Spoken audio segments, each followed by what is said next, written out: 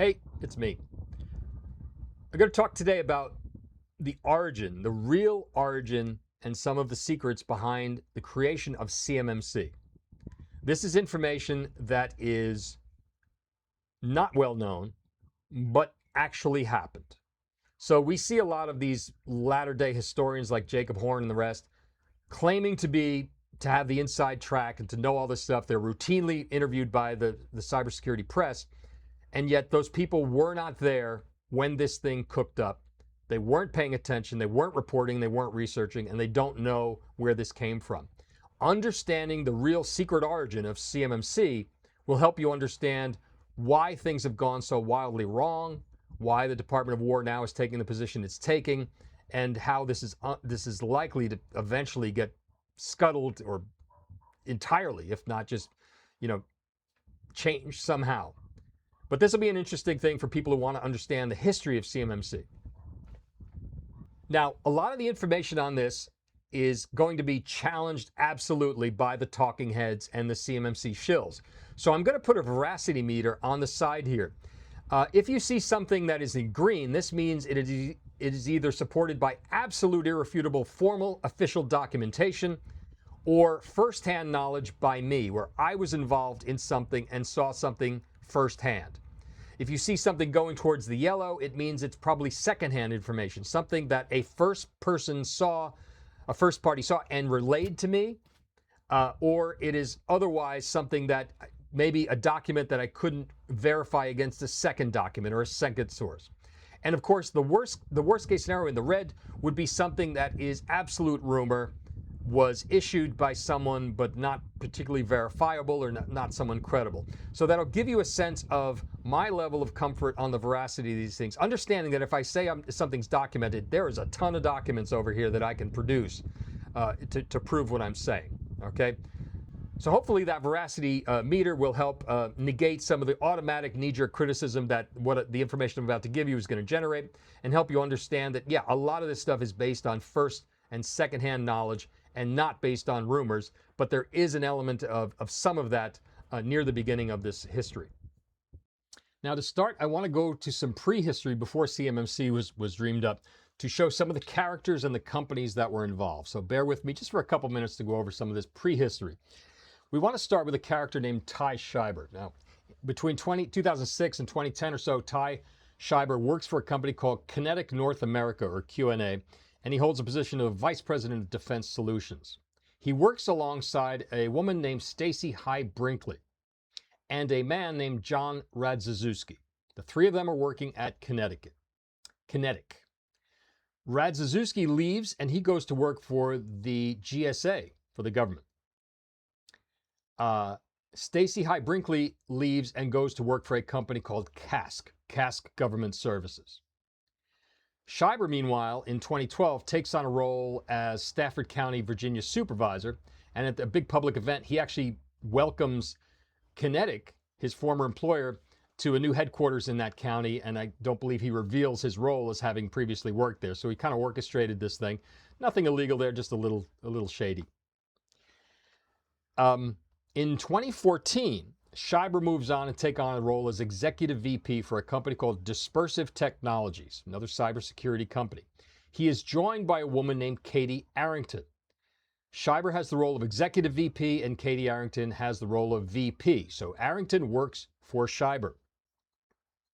Now, we move forward to 2018. Around 2018, executives from CASC, which is where Stacy High Brinkley works, but two other executives, and this information comes to me from whistleblowers, the two executives, Mark Larson and Kate Earle, reportedly wined and dined Radziszewski, who is now working for GSA, 1 week before they won a $3.8 million contract. Now, nothing came of that. Radziszewski was never implicated. Stacy High Brinkley was never implicated or anything. However, more recently in 2025 or so, their CEO, Mark Larson, was arrested, and he now faces sentencing in a federal criminal probe for having bribed government officials in order to win contracts. Keep that point in mind.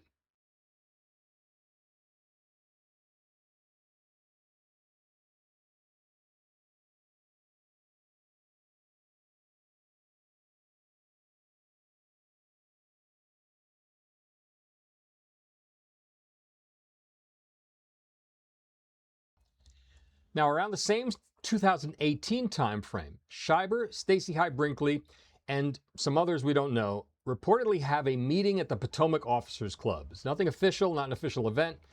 People get together, maybe it's over lunch, drinks or something, and they begin to come up with this idea of creating a scheme that would guarantee a tremendous amount of revenue for consultants and auditors. This would later become CMMC. And the idea is that this will guarantee this income because it will be mandated by the Department of Defense through the DFARS or a law or something like that. Therefore, they wouldn't necessarily, nobody would need to perform any kind of marketing because the DoD would be doing the marketing for them, saying you must buy this certification and these consulting services, and it would be a guaranteed boondoggle for cybersecurity consultants. Keep in mind, at the time, they're working for Dispersive and CASC, which are cybersecurity consulting companies. So they begin to germinate this idea. They then present this to the Department of Defense and a man named Kevin Fahey. Kevin Fahey is the Assistant Secretary of Defense for Acquisition. Fahey likes the idea and it resonates for him because he has previous experience in something else we'll talk about in a minute called CMMI. So he decides to take on the development of the model and the certification scheme. Now, we're still in 2018. 2018, Katie Arrington runs for Senate and loses.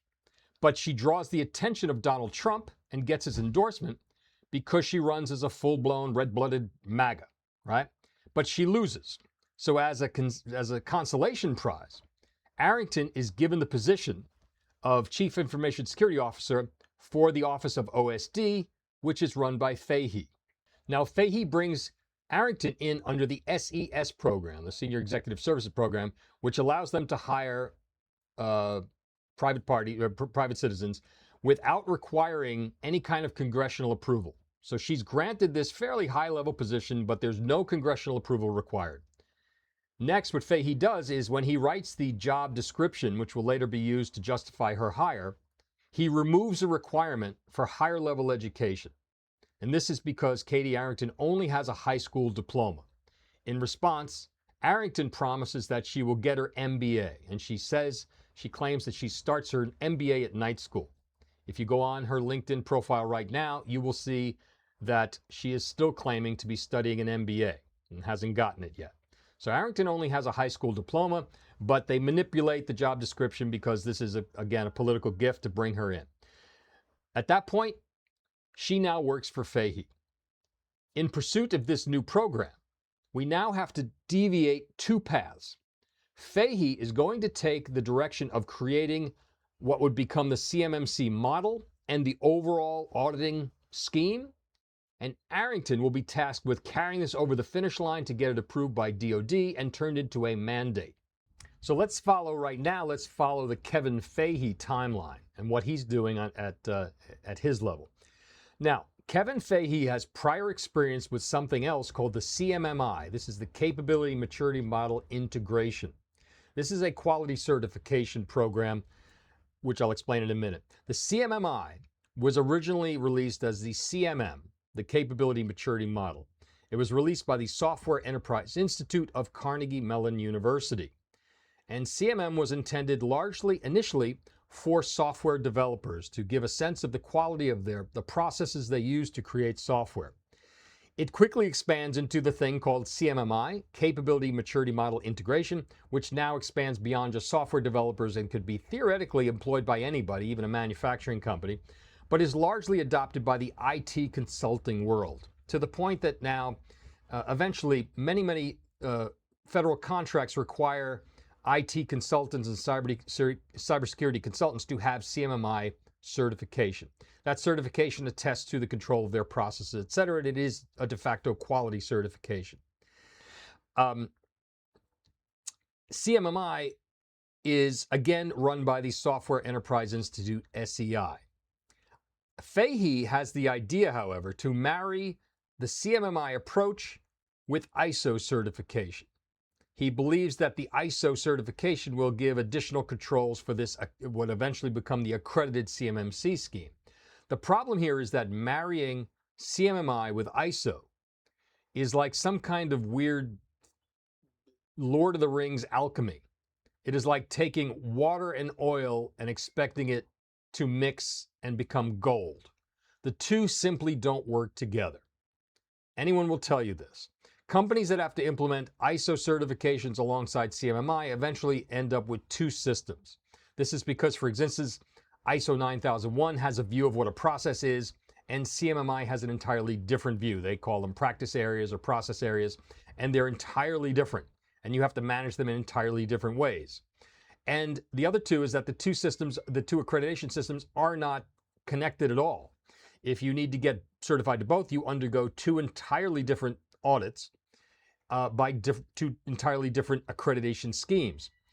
And actually, CMMI itself is not accredited. It is simply was released by the SEI, and now it's run by ASACA. That's a different story. But it has nothing to do with ISO. The other problem that we have here is that CMMI is a 5-level maturity model, with essentially level 0 or level 1 being, completely immature, with level 5 being, high level of excellence. Whereas ISO is binary, it's pass fail. But Fahey thinks he's cracked the case on how to marry these together for the purposes of his new CMMC program.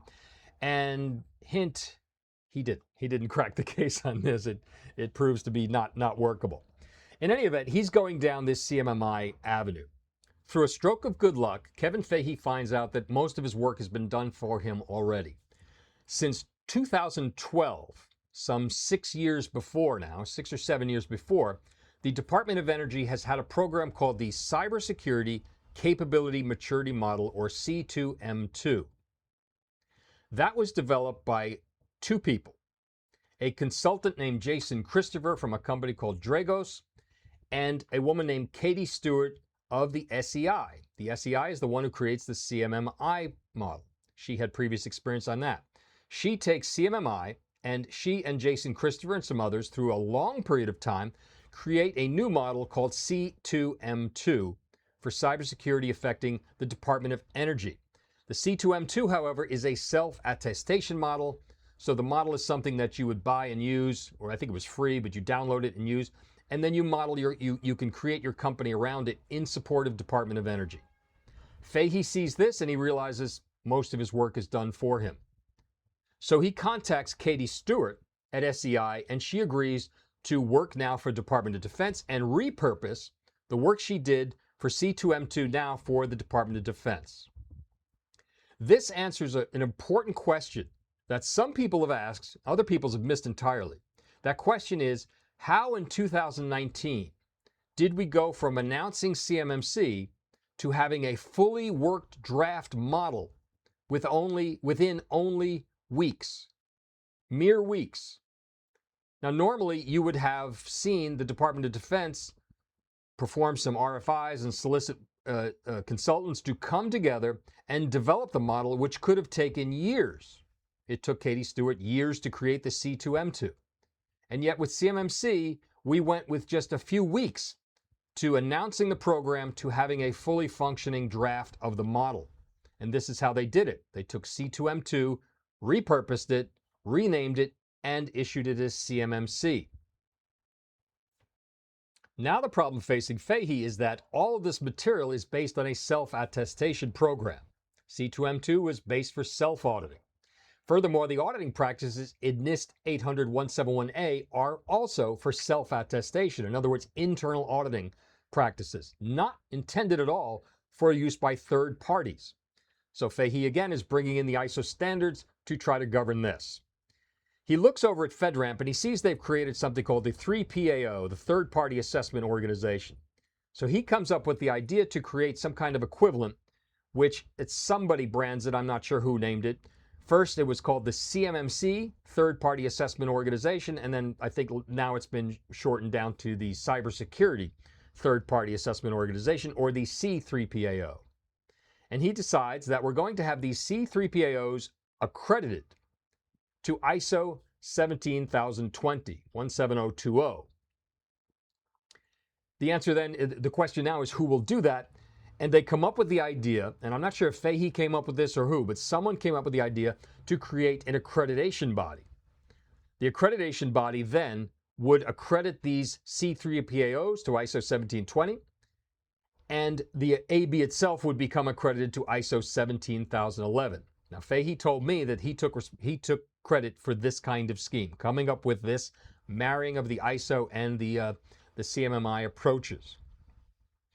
This then creates this consulting and accreditation certification ecosystem that was the intent of the program all along. If they had left it as a self-attestation program, you wouldn't create this overnight consulting and certification industry and create all this wealth. So it had to rely on some kind of third-party auditing program, and Fahey has cracked the case on how to do that, at least in theory. Now we move to the Katie Arrington timeline. And again, her job is to try to craft this in a way that can be converted into an actual DoD requirement of some method or another. What happens then is that with the input of Kevin Fahey, Katie Arrington decides that we're going to create this accreditation body, okay? And she announces, or the Department of Defense announces sometime in November of 2019, they're going to hold an industry event which will seek information from nonprofit organizations related to the establishment of an accreditation body for the CMMC program. And this is an RFI event only. They issue a couple RFIs, and then they hold the industry event. What they're doing is they're soliciting existing bodies and nonprofits to provide information to the Department of Defense on how it can create an accreditation body itself. This is a very strange approach, and it comes about not because Katie Arrington is particularly clever, because again, she's not, she's just a high school graduate and a failed candidate, etc. But really it comes out of her ignorance, because there are existing accreditation bodies at this time and right now that are fully qualified and fully recognized internationally and fully accredited to ISO 17011 that can already do this. And these in the United States include two bodies in particular, ANAB and A2LA. The weird way that the RFI and eventually the industry day is announced makes it seem like these bodies may have a chance at taking on this role and just taking on a new name, and that they're providing this intellectual property to Katie Arrington as a way to help them get a leg up into maybe taking on that role, sort of advising the Department of Defense saying, hey, we currently do this now, this is how we do it, and if you give us the role, we'll take it on, and then that would be nice and easy. That's not quite how the industry day goes on, though. It's a very strange event. It was not particularly well populated. There was a fair number of people who showed up, but it wasn't a tremendous, huge event, especially given the size of the defense industrial base. Companies show up. A2LA is there, ANAB is there, and they have presented their information previously, or they brought it with them on the industry day. Katie Arrington comes up and steps up and introduces, Kevin Fahey introduces her. He introduces her as his close friend, and that she's taking this on. And Katie Arrington arrives at the microphone and speaks for a short period of time and explains what's going on. She takes the binders of information that had been given to her, and she says, thank you very much. Now we want you to self-organize. And she walks off the stage. Everyone that I've spoken to who was there said that they were left rattled. You have a room full of competitors, ANAB and A2LA, others, consultants, etc., who were left to self-organize. And she took the information. It was all very strange. It's on brand for Katie Arrington, who sort of is an awkward kind of, unpolished, slovenly kind of presenter anyway. And it was this event where the people were just left without any kind of guidance. The interesting thing, though, is that the intellectual property that was given to them by the various parties just landed in the lap of Katie Arrington. It wasn't ever used to create the AB. The AB sort of came up on its own. The next thing that happened, we are led to believe, is a pure coincidence. The CMMC AB announces that its board is going to be chaired by Ty Schreiber. At the same time, the Department of Defense, including Katie Arrington and the rest, have been telling us that the defense industrial base is comprised of somewhere between 300,000 to 500,000 companies, meaning 500,000. The 500,000 number came from Ben Chubina, who was later on the AB's board.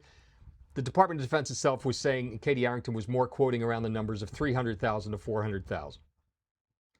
We are supposed to believe that out of a defense industrial base comprised of 300,000 companies, that it was a coincidence that the one company where both Katie Arrington and Ty Schreiber worked just a year ago is the one that will take over this accreditation body.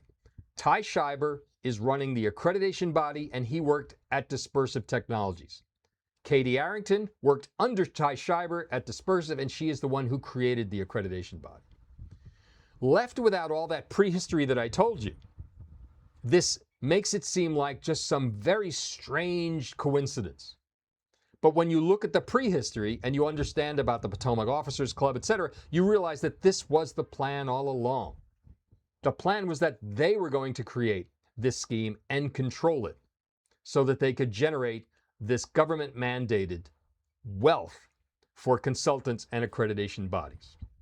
Now here there's a troubling rumor in that it is said, but this is complete rumor at this point, that Katie Arrington took that intellectual property that had been given to her as somebody in the Department of Defense on how to set up an AB and handed it to Ty Schreiber to give him a leg up in creating the AB, which would then compete against the companies that had provided that intellectual property. And if so, that's at least unethical. I'm not sure if it's illegal, but it certainly is problematic. There's another strange angle to look at in that under U.S. law, the United States government cannot create a private company without the passage of a law approved by Congress and signed by the president. So, for example, you see the Tennessee Valley Authority or the U.S. Post Office. These are cases where the U.S. government has stepped in to create a private company, but in all cases required the passage of a law. Again, a bill written and approved by Congress and then signed by the president and turned into law. Katie Arrington has stumbled on a strange alchemy that allows a mid-level senior executive services political appointee, not approved by Congress, to create an entire company that competes with existing American companies that can do the same thing, but to create a company without any congressional oversight whatsoever. No law, no signature of the president. She has also stumbled on a remarkable thing in that she can actually create what is a law. The CMMC then, through what we call the procurement loophole, by incorporating this into the DFARs and the Federal Acquisition Regulation, the FAR clauses, by using that mechanism, she creates an entire law without, again, any congressional bill, without any congressional voting, and without any attempt to even have the president sign this. No law. But through the procurement loophole, a non-approved, non-elected government official appointee can create this entire scheme. And she did it. So into her credit, this high school graduate who has been working on her MBA at night school for 8 years, who has a dubious record of failure, managed to pull this off. Now, because of this, because the consulting community has been told they are about to be handed a gift of uncalculable benefit and revenue, where the Department of Defense is going to mandate not only the creation of a company, but that mandate that the entire defense industrial base buy the services of that company that they created, ignoring all the conflicts of interest between Ty Schreiber and Katie Arrington. There will be a mandate so that consultants and assessment bodies and even the AB itself will not have to spend a penny on marketing because the Department of Defense is going to do this for them. And so the consultants rally around. And you see very quickly, by 2020 and into 2021, this ecosystem bubble up and the talking heads rise up. You see the talking heads, one of whom is Robert Metzger, the attorney. Now, Robert Metzger had somewhat of a successful career with his work with the MITRE report previously on cybersecurity, and he's winding down and he's sort of looking for a second wind, a second crack at a 15 minutes of fame. And so he attaches himself to the CMMC program. But we have to be very clear. Robert Metzger was a lawyer. He was not a cybersecurity consultant. He was only the co-author of the MITRE report that made him famous. And he's not particularly knowledgeable on technical aspects at all. Now, asking a lawyer to really weigh in on cybersecurity is kind of like having the guy who fixes your washing machine give you advice on lung surgery. I don't know. It doesn't make a lot of sense, but the industry accepts it. The industry seems to accept that lawyers and accountants can also be cybersecurity consultants and experts, even if they don't specifically have that training themselves. Metzger capitalizes on this. When Metzger comes in, he's viewed as the Walter Cronkite figure. He's old, white, rich, and he's a lawyer. And so he's given a lot of gravitas. He's bringing a lot of gravitas to the CMMC program. You see some other characters bubble up. You see Amir Armand, Jacob Horn, Jake Williams, Tom Cornelius. These folks are all just shady kind of consultant characters, but they suddenly start getting some press as well. A tremendous amount of responsibility for this lies on the reporter named Sarah Friedman of Inside Cybersecurity. Inside Cybersecurity becomes sort of this go-to place to get your news on CMMC. And Sarah Friedman actually converts this into, she becomes a managing editor as a result of this. But Friedman will not publish anything critical of CMMC and becomes friendly with Katie Arrington. And so now you begin to see the echo chamber being built. And soon, Inside Cybersecurity is quoting Arrington and quoting Metzger every 5 minutes without ever asking a single follow-up question. Never criticizing them, never asking a follow-up, taking what they wrote and copying and pasting it, or just reframing it. And other outlets are doing the same thing.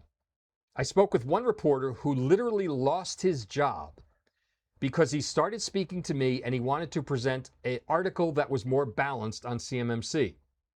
And the managing editor there, and I'm not going to say who it was, but the managing editor there fired him.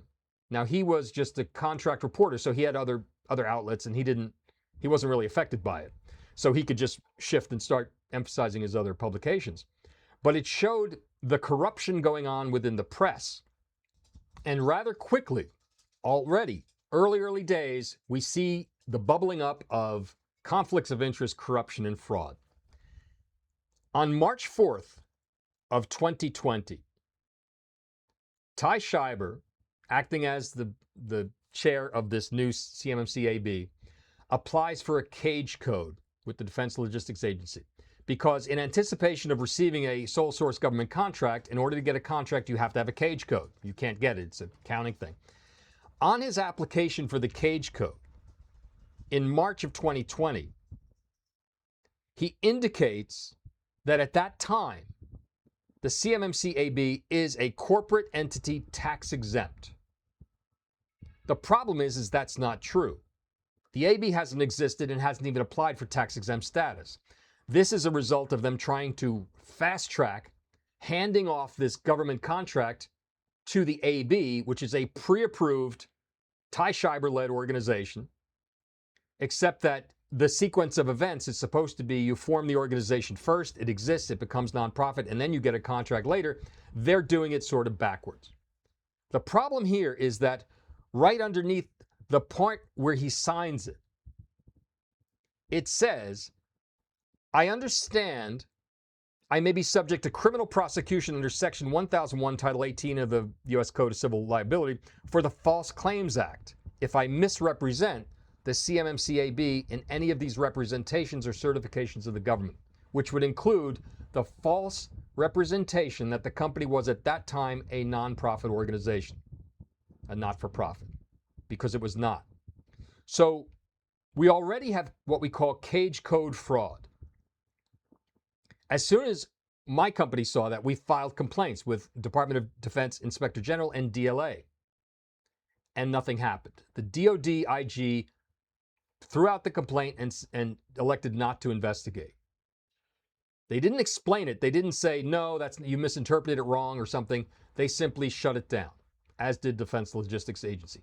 We later learned this is because the IG was very nervous about this program. Any criticism of Arrington or CMMC could be viewed as a criticism of Trump, and they didn't want to go down that angle. They weren't going down there.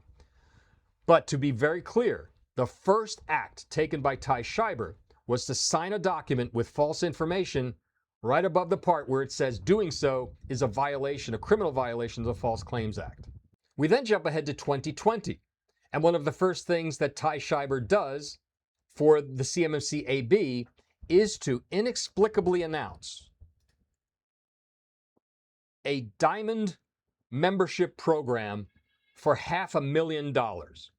He is soliciting donations from private companies or individuals and saying if you donate $500,000, you'll be given a diamond status. It says, be recognized as a leader in cybersecurity and an early supporter of the CMMC AB.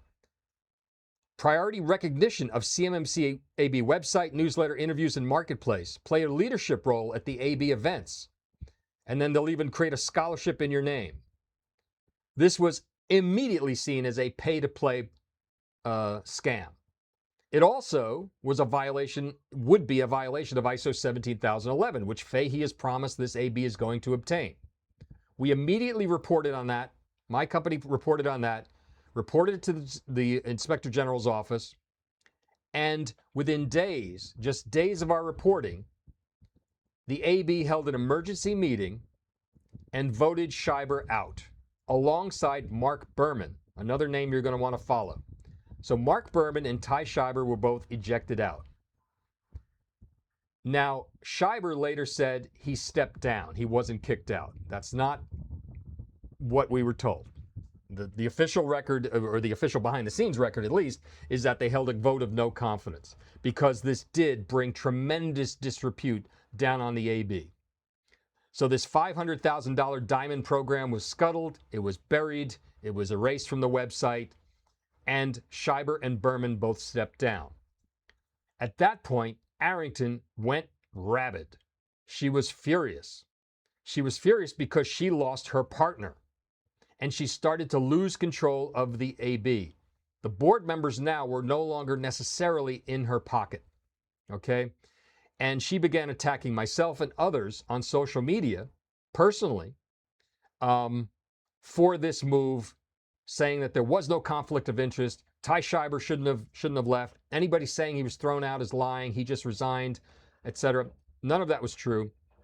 At one point, she literally threatened to debar a company whose employee was criticizing her on LinkedIn for this move. I want you to think about that.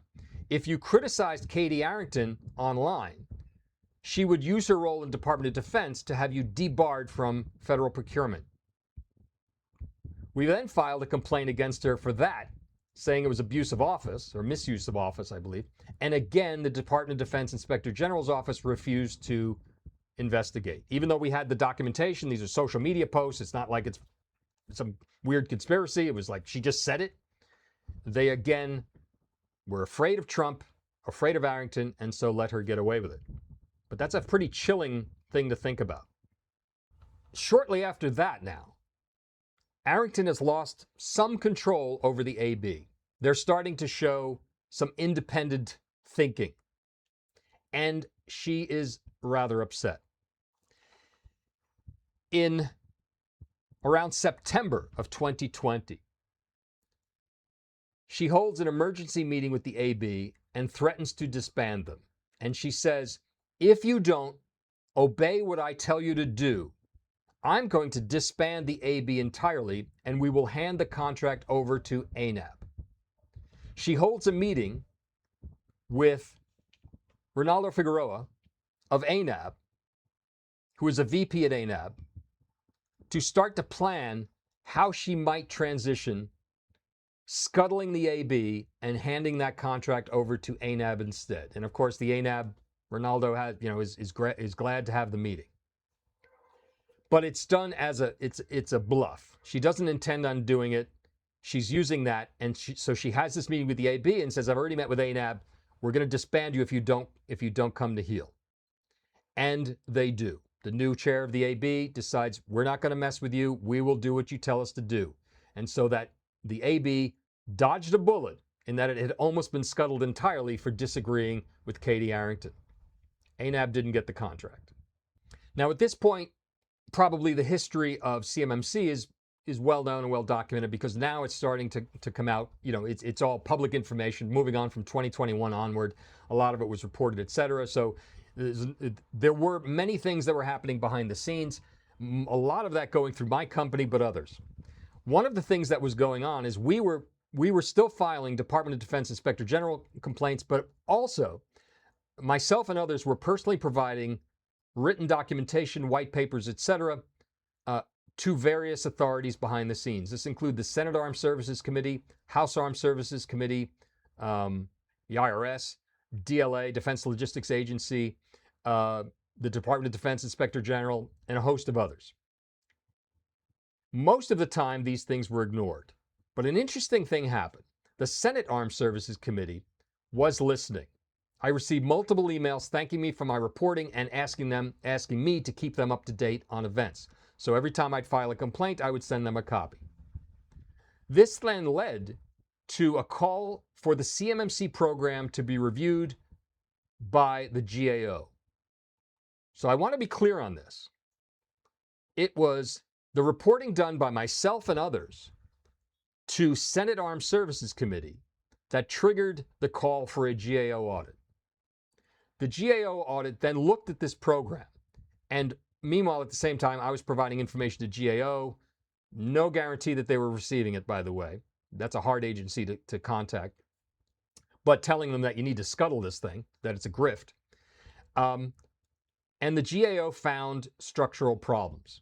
Rather, however, than come out as we had hoped, where the GAO would recommend scuttling CMMC entirely, they said it was too complicated and was going to be too expensive, and so CMMC was rebooted. This is why you have a CMMC 2.0. The GAO audit triggered that, but few people have ever asked what triggered the GAO audit. And I just revealed to you what that is. One more bit of interesting background information. Around 2020 or so, I was contacted by the AB itself, specifically by Reagan Edens, who was on the board at the time.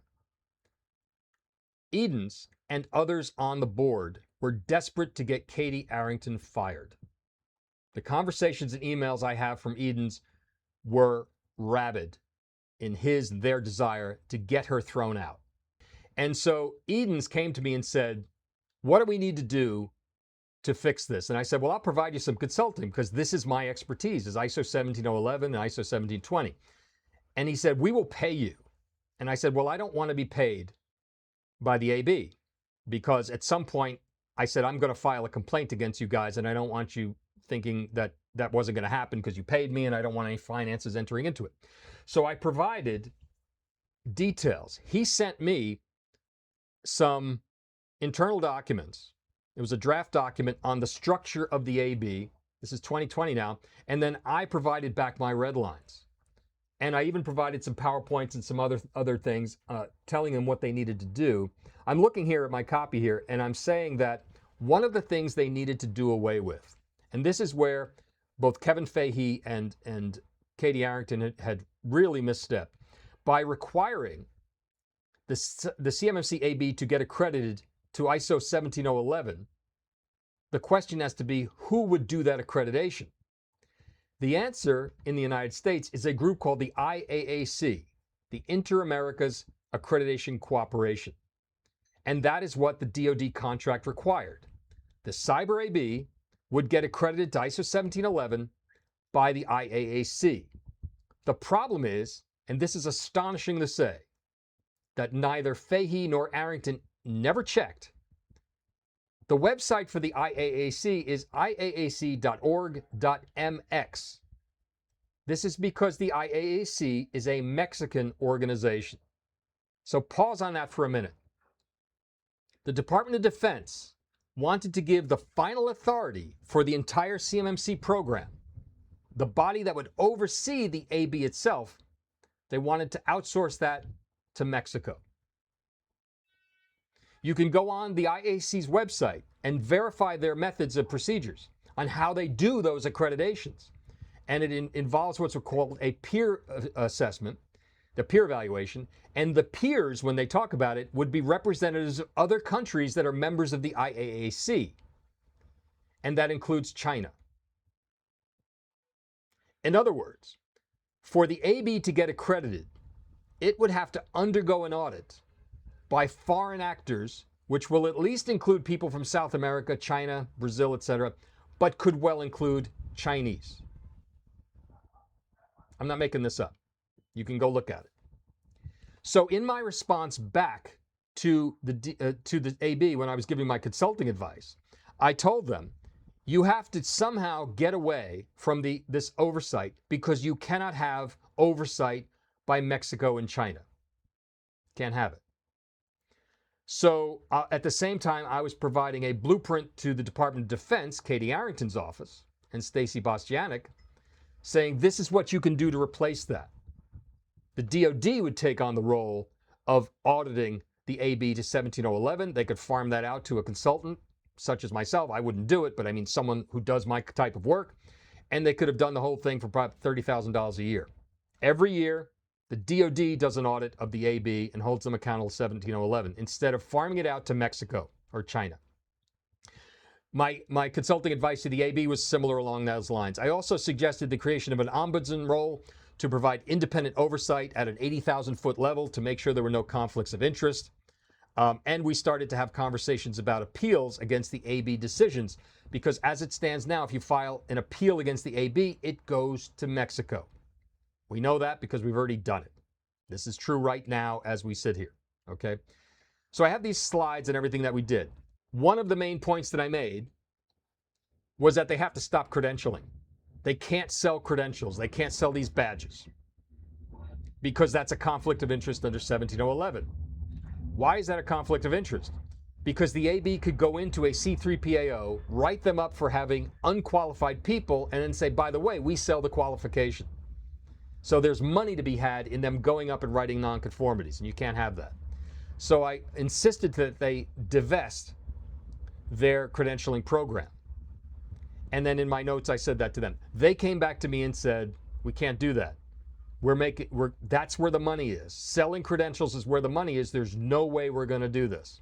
And so I created another PowerPoint on how they might somehow do that. But it all ended up in divestment. I said you can slow walk it. You can do it over a slow period of time, but you have to divest. You have to spin it off. And of course, that is exactly what they did. They divested this Kaiko, whatever it's called, and now it's run by ISACA. It's still not, because the AB still has members on the board, which is a complete conflict. So the way they operate right now, they can never obtain 17011 because of the conflicts of interest, and they shouldn't get it because it would be issued by Mexico anyway. But I thought it would be an interesting point to know that behind the scenes, I was providing consulting on these things, and they were rejecting it at every turn. But the other interesting point was the consulting was done with this intent of somehow using me to help them get Katie Arrington fired because they knew I was a critic. Now we fast forward to 2025 and 2026. What do we see? We see Reagan Edens gifting this cringeworthy fake plastic Captain America shield to Katie Arrington and telling her how great she is. She has no idea the people that she stands on stage with who are praising her behind the scenes were begging me to figure out a way to get her fired from her job. Now, I was filing my complaints and everything against her, and I was not doing so because I was influenced by these clowns, but because we had the evidence and it was the right thing to do. But she has no idea that the people she shares the stage with desperately wanted her fired. And the only reason that they continued to suck up to her, and especially when she came back, was because they were also afraid of Trump. All right, so that's my secret history of CMMC. A lot of the rest of this stuff you probably already know from general reporting, etc. But I think that there was a lot of interesting elements there that most people don't know, and I thought you might find it interesting. But I hope you liked it, and I hope you'll hit like and subscribe and do all that sort of thing if you're into that. And thanks very much for watching.